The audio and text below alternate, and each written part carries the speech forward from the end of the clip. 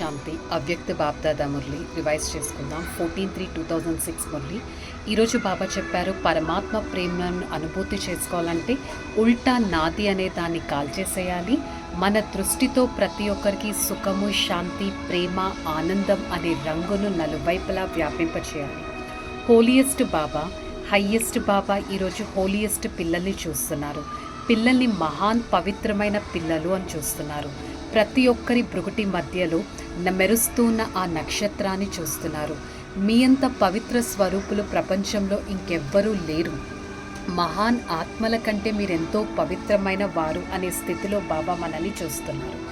మనం పవిత్రతా వ్రతాన్ని ధారణ చేసి భాగ్యశాలి పిల్లలం, డబల్ పవిత్ర ఆత్మలమని చెప్తున్నారు.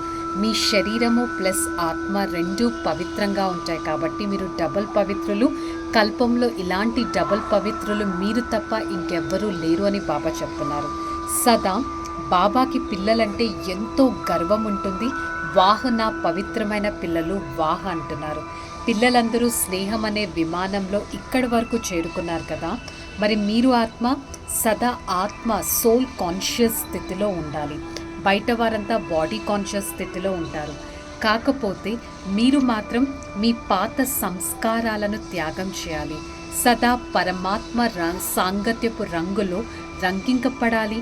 సదా పరమాత్మ మిలనాన్ని అనుభూతి చేసుకోవాలి.